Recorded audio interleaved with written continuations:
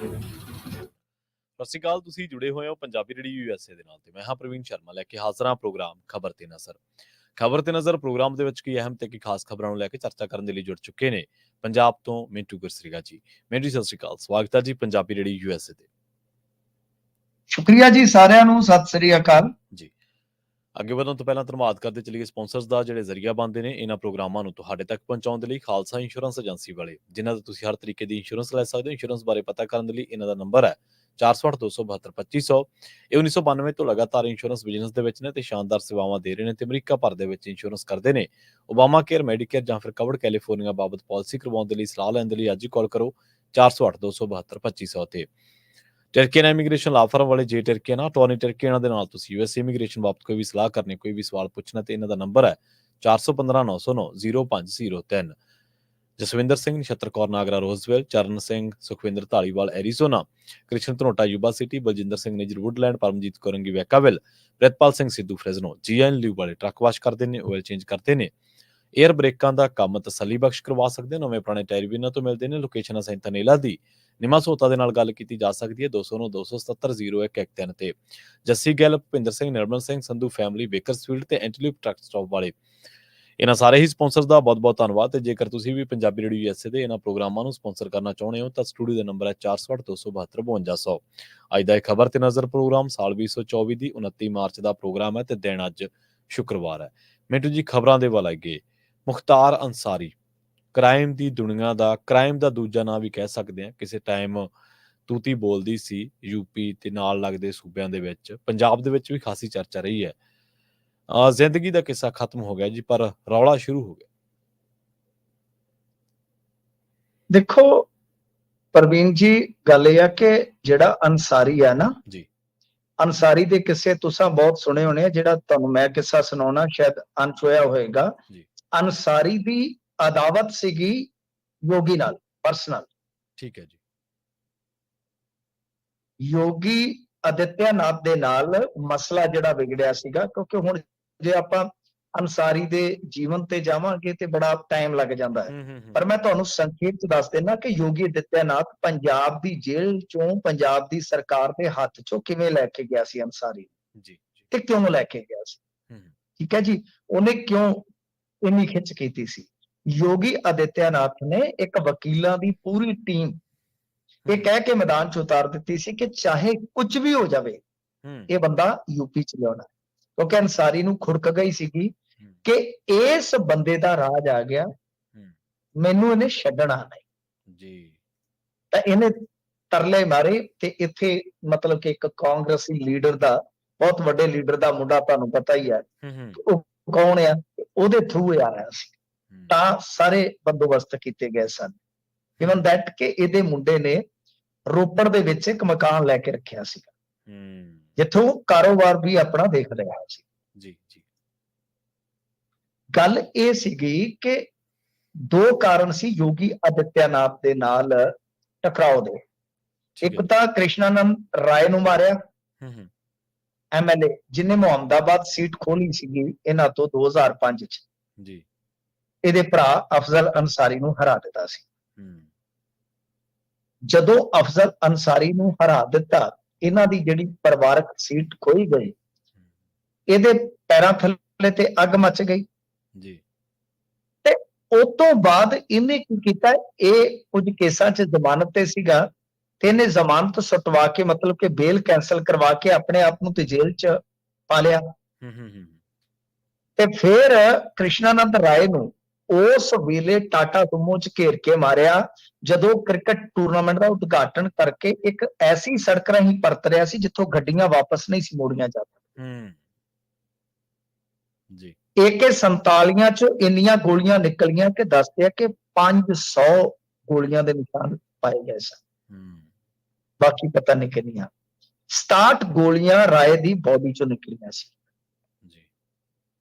ਇਹ ਸਿੱਧੇ ਤੌਰ ਤੇ ਇੱਕ ਤਰ੍ਹਾਂ ਨਾਲ ਕਹਿ ਲਓ ਕਿ RSS ਜਾਂ ਭਾਜਪਾ ਨੂੰ ਬਹੁਤ ਵੱਡਾ ਚੈਲੰਜ ਤੇ ਸੰਦੇਸ਼ ਸੀ।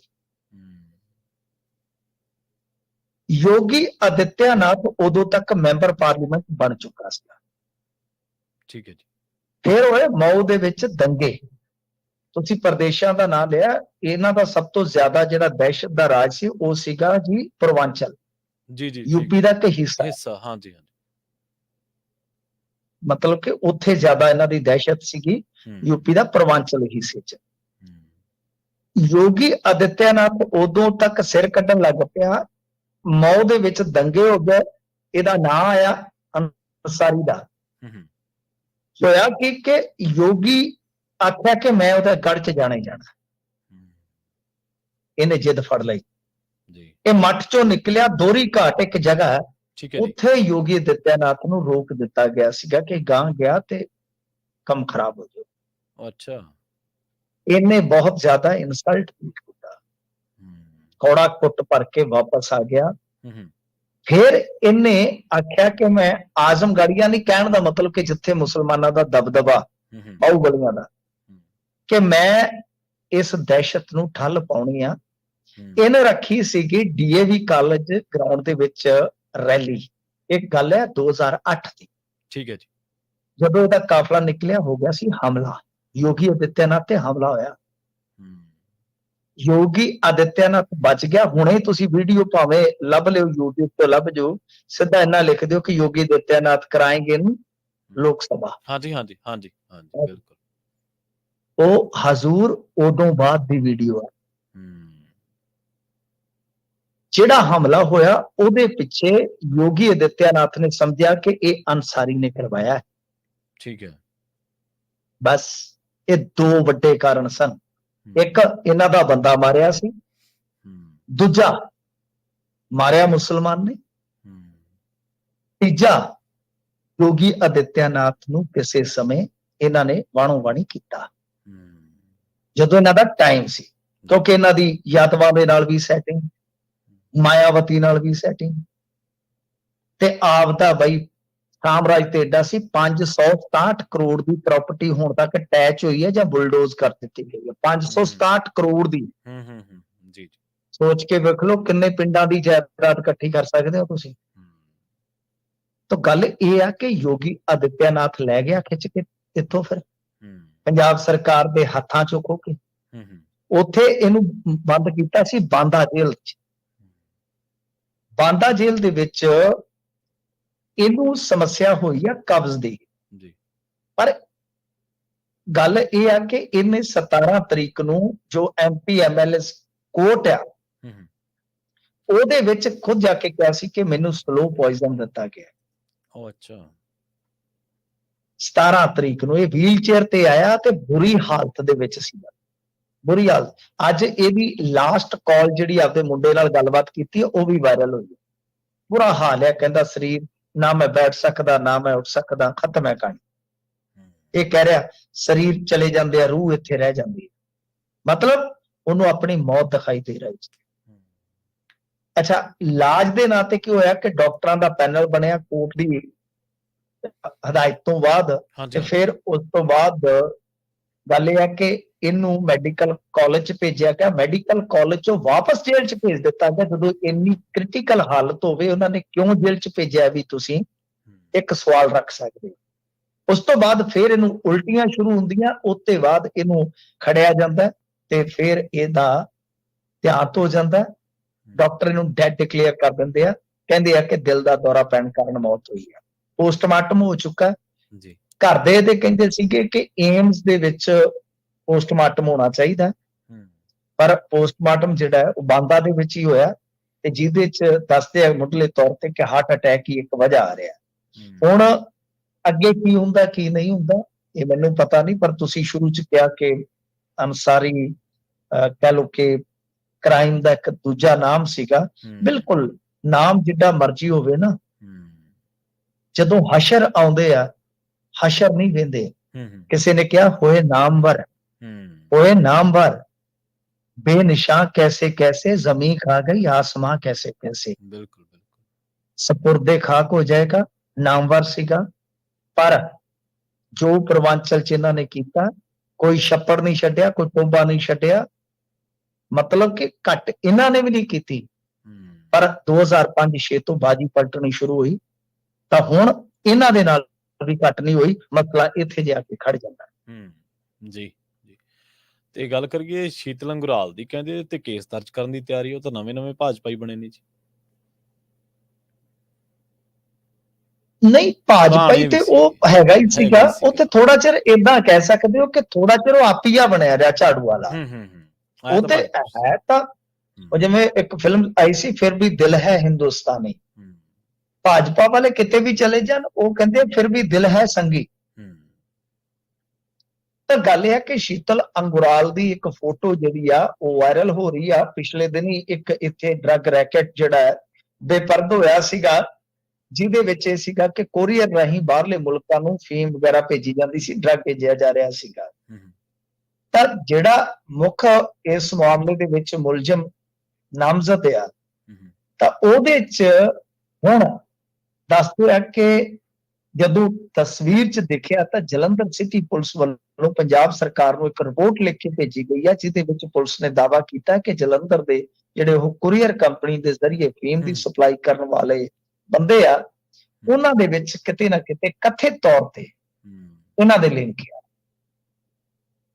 ਤੇ ਬਾਕੀ ਇਧਰੋਂ ਜਲੰਧਰ ਦੇ ਪੁਲਿਸ ਕਮਿਸ਼ਨਰ ਨੇ ਸਵਪਨ ਸ਼ਰਮਾ, ਉਹਨਾਂ ਨੇ ਕਿਹਾ ਕਿ ਫਿਲਹਾਲ ਮਾਮਲੇ ਦੀ ਜਾਂਚ ਕੀਤੀ ਜਾ ਰਹੀ ਹੈ, ਤੱਥਾਂ ਦੇ ਆਧਾਰ ਤੇ ਅੱਗੇ ਕਾਰਵਾਈ ਕੀਤੀ ਜਾਏਗੀ। ਦੇਖੋ, ਸਵਪਨ ਸ਼ਰਮਾ ਨੂੰ ਜਿੰਨਾ ਕੁ ਮੈਂ ਜਾਣਦਾ ਨਾ, ਬਠਿੰਡੇ ਰਹਿ ਕੇ ਗਿਆ, ਫਾਜ਼ਿਲਕਾ ਰਹਿ ਕੇ ਗਿਆ, ਸਵਪਨ ਸ਼ਰਮਾ ਨੂੰ ਜੇ ਮਾੜਾ ਜਿਹਾ ਸੰਕੇਤ ਹੋ ਗਿਆ ਨਾ, ਤੱਥ ਤੁੱਥ ਤੇ ਇਹਨੇ ਆਪੇ ਲੱਭ ਲੈਣੇ ਆ।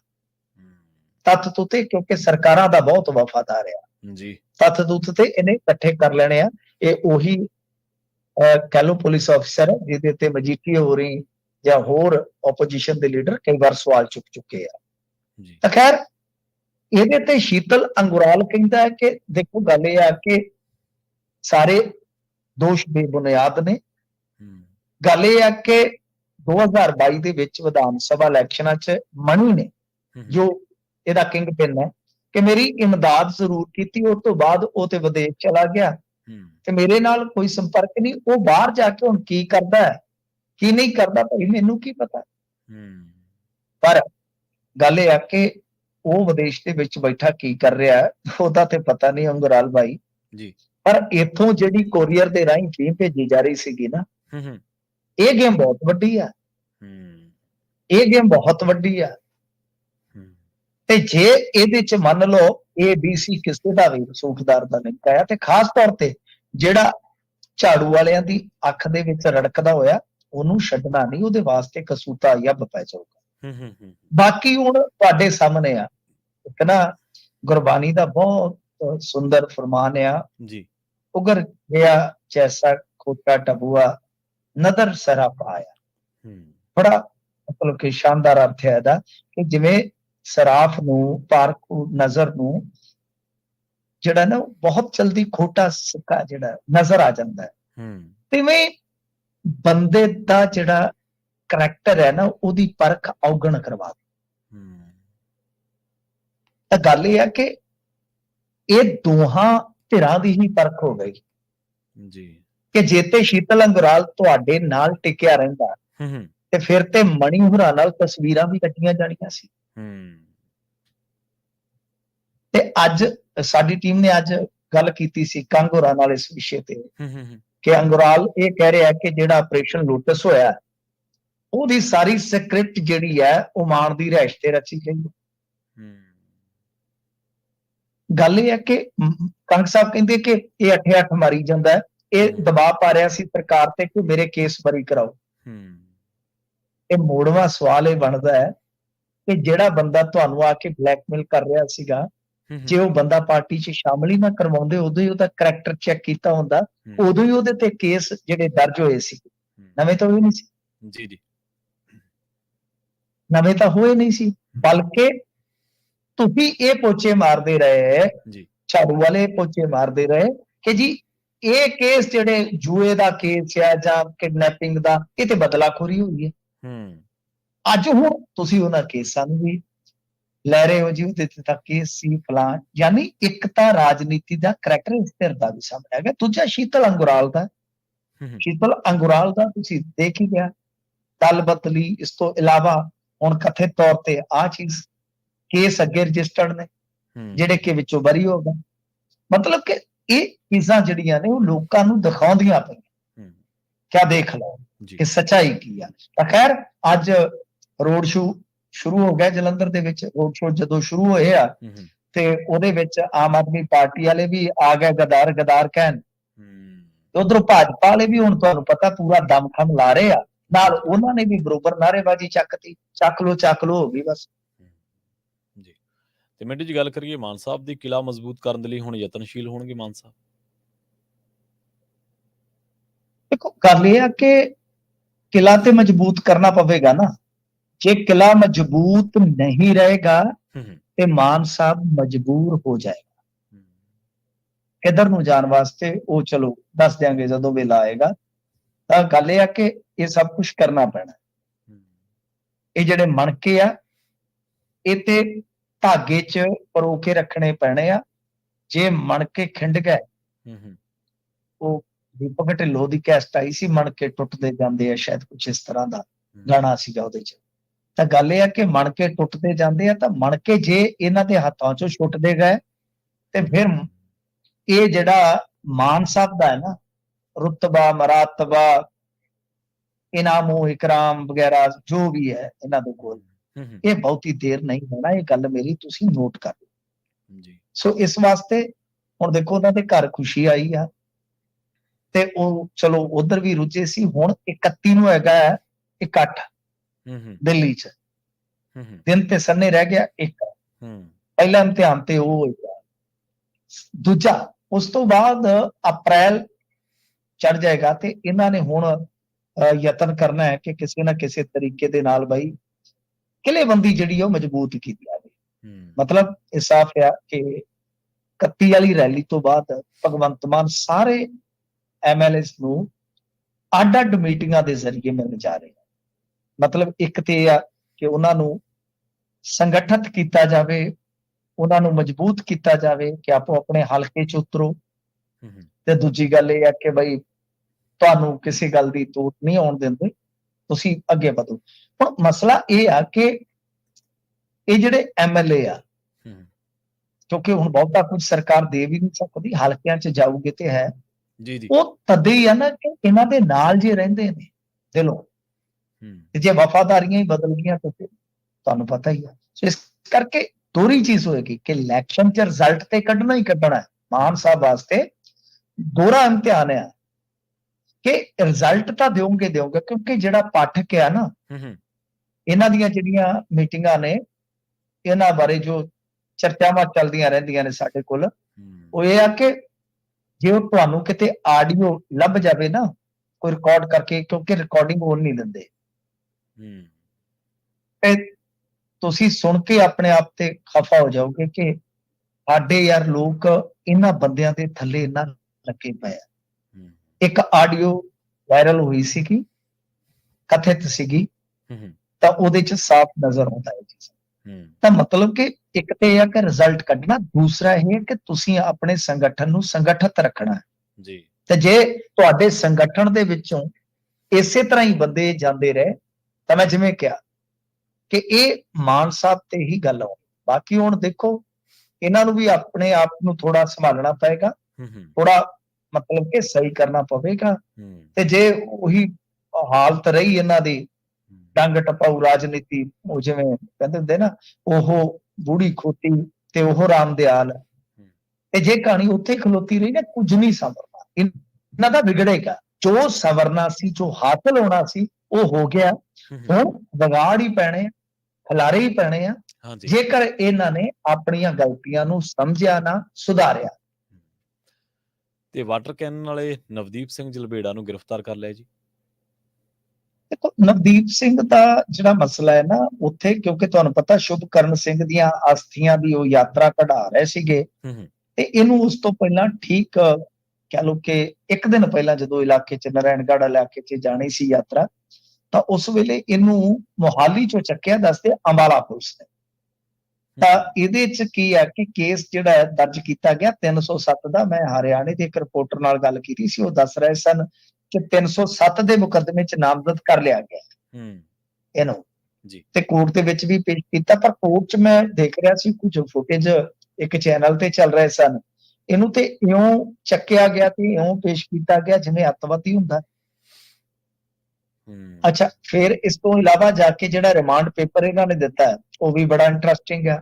ਜੀ ਰਿਮਾਂਡ ਪੇਪਰ ਮਤਲਬ ਕਿ ਰਿਮਾਂਡ ਮੰਗਣ ਵਾਸਤੇ ਜਿਹੜੀ ਐਪਲੀਕੇਸ਼ਨ ਹੈ ਕਿ ਇੱਕ ਤੇ ਜੀ ਮੋਡੀਫਾਈਡ ਟਰੈਕਟਰ ਇਹਦੇ ਤੋਂ ਬਰਾਮਦ ਕਰਨਾ ਹੈ, ਕਿਹੜੇ ਤੋਂ ਕਰਵਾਇਆ, ਮੋਡੀਫਿਕੇਸ਼ਨ ਕਿਸਨੇ ਕੀਤੀ ਆ, ਉਹ ਮਿਸਤਰੀ ਨੂੰ ਫੜਨਾ ਹੈ। ਹੂੰ ਇਹਦੇ ਕੋਲ ਫੋਰਚੂਨਰ ਗੱਡੀ ਹੈ, ਕੋਈ ਕਿਰਪਾਨਾਂ ਤਲਵਾਰਾਂ ਨੇ ਉਹ ਬਰਾਮਦ ਕਰਨੀਆਂ। ਹੂੰ ਮਤਲਬ ਕਿ ਜੋ ਪੁਲਿਸ ਨੇ ਮਾਮਲਾ ਦਰਜ ਕੀਤਾ 13 ਫਰਵਰੀ ਨੂੰ ਜੋ ਹੋਇਆ, ਤਾਂ ਉਹਦੇ ਵਿੱਚ ਇਹਨਾਂ ਨੇ 360 379 ਬੀ ਦੀਆਂ ਧਾਰਾ ਲਾਈਆਂ, ਤਾਂ ਇਹਦੇ ਤਹਿਤ ਗ੍ਰਿਫਤਾਰੀ ਕਰਦੀ ਹੈ। ਪਰ ਇਹਦਾ ਮਤਲਬ ਸਾਫ਼ ਹੈ, ਸਪਸ਼ਟ ਹੈ ਕਿ ਕਿਤੇ ਨਾ ਕਿਤੇ ਜੋ ਉਹ ਅਸਥੀਆਂ ਵਾਲੀ ਯਾਤਰਾ ਜਾਣੀ ਸੀ, ਉਹ ਤੋਂ ਪਹਿਲਾਂ ਇਹਨਾਂ ਨੇ ਕਾਰਵਾਈ ਸ਼ਾਇਦ ਇਹੋ ਸੋਚ ਕੇ ਕੀਤੀ ਹੈ ਕਿ ਉੱਥੇ ਇਹ ਸੰਗਠਿਤ ਨਾ ਹੋ ਸਕਣ। ਤੇ ਦੂਜੀ ਗੱਲ ਇਹ ਆ ਕਿ ਇਹ ਵੀ ਸੁਣਨ ਦੇ ਵਿੱਚ ਆਇਆ ਕਿ ਕੁਝ ਕਿਸਾਨ ਜਿਹੜੇ ਹੋਰ ਵੀ ਨਾਮਜ਼ਦ ਕੀਤੇ ਸਨ, ਉਹਨਾਂ ਨੂੰ ਵੀ ਸਮਨਿੰਗ ਆ ਗਈ ਆ। ਮਤਲਬ ਕਿ ਇੱਕ ਡਰ ਉਹਨਾਂ ਦੇ ਵਿੱਚ ਵੀ ਪੈਦਾ ਕਰਨ ਦਾ ਯਤਨ ਕੀਤਾ ਜਾ ਰਿਹਾ, ਭੈ ਪੈਦਾ ਕਰਨ ਦਾ ਯਤਨ ਕੀਤਾ ਜਾ ਰਿਹਾ ਕਿ ਬਈ ਇਹ ਕਿਤੇ ਉਧਰ ਨੂੰ ਨਾ ਜਾਣ। ਇਸ ਤੋਂ ਇਲਾਵਾ ਜੀ ਕਿਸਾਨਾਂ ਨੂੰ ਟ੍ਰੇਨ ਜਾਂ ਸੜਕ ਜਾਮ ਕਰਨ ਵਾਸਤੇ ਵੀ ਚੇਤਾਵਨੀ ਦਿੱਤੀ ਗਈ ਆ, ਨੋਟਿਸ ਚਿਪਕਾਏ ਗਏ ਆ ਕਿ ਬਈ ਅਜਿਹਾ ਨਾ ਕਰ। ਤਾਂ ਖੈਰ ਮਾਮਲਾ ਇਹ ਆ ਕਿ ਹਰਿਆਣਾ ਸਰਕਾਰ ਜਾਂ ਹਰਿਆਣਾ ਪ੍ਰਸ਼ਾਸਨ, ਤੁਹਾਨੂੰ ਪਤਾ ਹੀ ਆ ਕਿ ਉਹ ਕਿਸ ਤਰ੍ਹਾਂ ਸਪਰੈਸ ਕਰਨ ਦਾ ਯਤਨ ਕਰਦਾ ਹੈ। ਤੇ ਦੇਖਣਾ ਇਹ ਹੋਏਗਾ ਕਿ ਕੀ ਹੁਣ ਇਹ ਜਿਹੜਾ ਨਵਦੀਪ ਆ, ਇਹਦੇ ਹੱਕ ਦੇ ਵਿੱਚ ਕੋਈ ਬੁਲੰਦ ਆਵਾਜ਼ ਹੁੰਦੀ ਹੈ, ਕਿਉਂਕਿ ਚੋਣ ਜ਼ਾਬਤਾ ਲੱਗਿਆ ਹੋਇਆ ਪੂਰੇ ਮੁਲਕ ਦੇ ਵਿੱਚ। ਤੇ ਹਰਿਆਣਾ ਸਰਕਾਰ ਜਿਹੜੀ ਹੈ, ਤੁਹਾਨੂੰ ਪਤਾ ਜਿਸ ਤਰ੍ਹਾਂ ਉਹ ਆਪਣਾ ਇਨਫਲੂਐਂਸ ਵਰਤ ਰਹੀ ਹੈ, ਤਾਂ ਕੀ ਉਹਦਾ ਟਾਕਰਾ ਜਿਹੜਾ ਉਹ ਕਿਸਾਨ ਆਗੂ ਹੁਣ ਇਕੱਠੇ ਹੋ ਕੇ ਹੋਣਗੇ, ਕਰਨਗੇ? ਕਿਉਂਕਿ ਤੁਹਾਨੂੰ ਪਤਾ ਹਰਿਆਣੇ 'ਚ ਵੀ ਆਪਣੇ ਪੰਜਾਬ ਵਾਂਗੂ ਪਾਟਕ ਪੈ ਗਿਆ ਸੀਗਾ। ਇਹਨਾਂ ਦੀਆਂ ਵੀ ਜਿਹੜੀਆਂ ਯੂਨੀਅਨਾਂ, ਖਾਸ ਤੌਰ ਤੇ ਚੜੂਨੀ ਗਰੁੱਪ ਵਗੈਰਾ, ਇਹ ਸਾਰੇ ਅੱਡ ਉੱਡ ਹੋ ਗਏ ਸਨ। ਜੀ ਤੇ ਗੱਲ ਕਰੀਏ ਸਾਧ ਤਰਸੇਮ ਦੇ ਕਤਲ ਮਾਮਲੇ ਦੀ, ਇਹਦੇ 'ਚ ਕੋਈ ਨਵਾਂ ਮੋੜ ਆ ਗਿਆ ਜੀ? ਹਾਂਜੀ, ਆਪਾਂ ਕੱਲ ਵੀ ਗੱਲ ਕੀਤੀ ਸੀ, ਪਰ ਆਪਾਂ ਉੱਥੇ ਰੋਕ ਦਿੱਤੀ ਸੀ ਕਿਉਂਕਿ ਮਾਮਲਾ ਜਿਹੜਾ ਨਾ ਬੜਾ ਕਹਿ ਲਓ ਕਿ ਨਾਜ਼ੁਕ ਸੀਗਾ। ਪਰ ਸ਼ੱਕ ਸੀਗਾ, ਕੁਝ ਚੀਜ਼ਾਂ ਦਾ ਸ਼ੱਕ ਸੀਗਾ ਪ੍ਰਵੀਨ ਜੀ। ਕਿਉਂ? ਕਿਉਂਕਿ ਸੀਸੀਟੀਵੀ ਦੀ ਕੁਝ ਸੈਕਿੰਡ ਦੀ ਜੇ ਫੁਟੇਜ ਦੇਖੀਏ ਨਾ, ਤਾਂ ਬੜੇ ਸਵਾਲ ਖੜੇ ਹੁੰਦੇ ਆ। ਪਹਿਲੀ ਗੱਲ ਤੇ ਕਿ ਸਾਧ ਨੂੰ ਕੋਈ ਕਿਉਂ ਮਾਰੇ, ਜਿਹੜਾ ਸਹੀ ਸਾਧ ਹੈ। ਦੂਸਰੀ ਚੀਜ਼ ਕਿ ਕੋਈ ਇਸ ਤਰ੍ਹਾਂ ਗਨ ਲੈ ਕੇ ਮਤਲਬ ਕਿ ਏਡਾ ਰਿਸਕੀ ਕੰਮ ਕਿਉਂ ਕਰੇਗਾ, ਕਿਉਂਕਿ ਉਹਦੇ ਚ ਗਨ ਨਜ਼ਰ ਆ ਰਿਹਾ ਸੀ।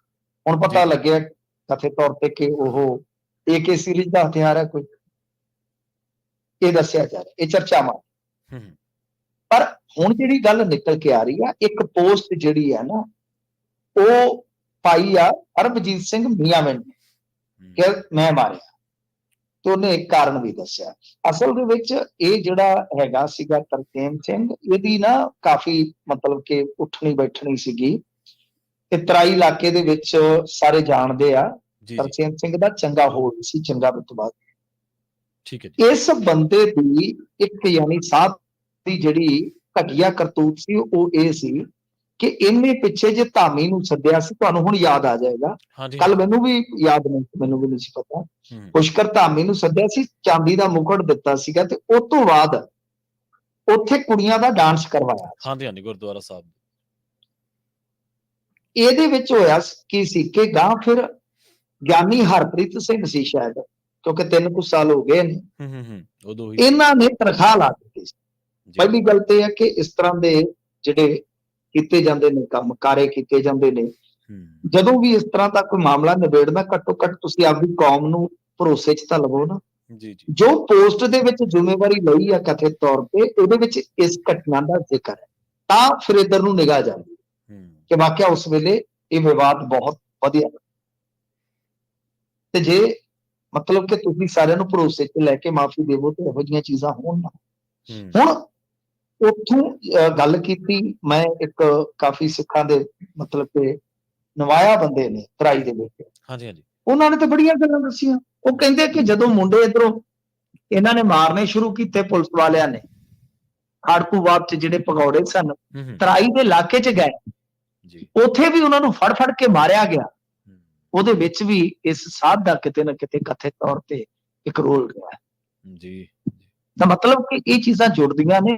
ਹੁਣ ਉਹ ਪੋਸਟ 'ਚ ਕਿੰਨੀ ਕੁ ਸੱਚਾਈ ਆ, ਕੀ ਹਿਸਾਬ ਕਿਤਾਬ ਆ, ਆਪਾਂ ਨੂੰ ਇਸ ਗੱਲ ਦੀ ਤੇ ਕੋਈ ਪੁਸ਼ਟੀ ਕਰਨ ਦੀ ਮੈਨੂੰ ਲੱਗਦਾ ਜ਼ਰੂਰਤ ਨਹੀਂ ਹੈ, ਆਪਣੇ ਪੱਧਰ ਤੇ ਆਪਾਂ ਕਰ ਨਹੀਂ ਸਕਦੇ। ਜੀ ਪਰ ਗੱਲਾਂ ਜਿਹੜੀਆਂ ਨੇ ਉਹ ਹੋਰ ਨਿਕਲ ਰਹੀਆਂ, ਤਾਂ ਕਰਕੇ ਇਸ ਮਾਮਲੇ 'ਚ ਯਕਦਮ ਮੋੜ ਆ ਗਿਆ, ਯਕਦਮ ਮੋੜ ਆ ਗਿਆ, ਕਿਉਂਕਿ ਇਹ ਸਾਰੇ ਹੈਰਾਨ ਸਨ ਕਿ ਗੁਰਦੁਆਰਾ ਨਾਨਕ ਮੱਤਾ ਵਿਖੇ ਇਸ ਤਰ੍ਹਾਂ ਕਿਸੇ ਸਾਧ ਨੂੰ ਮਾਰਨਾ, ਕਿਸੇ ਦੀ ਕੀ ਦੁਸ਼ਮਣੀ ਹੈ, ਕੀ ਰੰਜ ਹੈ। ਤਾਂ ਵਾਕਿਆ ਇਸ ਮਾਮਲੇ 'ਚ ਪਹਿਲਾਂ ਕਤਲ ਦਾ ਮਾਮਲਾ ਸੀ, ਹੂੰ, ਪਰ ਹੁਣ ਇਹਦੇ ਵਿੱਚ ਇਹ ਚੀਜ਼ ਜਿਹੜੀ ਆ ਨਵੇਂ ਤੌਰ ਤੇ ਜੁੜ ਗਈ ਹੈ। ਜੀ ਜੀ ਮਿੰਟੂ ਜੀ, ਇਹਨਾਂ ਖਾਸ ਖਬਰਾਂ ਤੇ ਖਾਸ ਜਾਣਕਾਰੀਆਂ ਦੇ ਲਈ ਤੁਹਾਡਾ ਬਹੁਤ ਬਹੁਤ ਧੰਨਵਾਦ ਜੀ।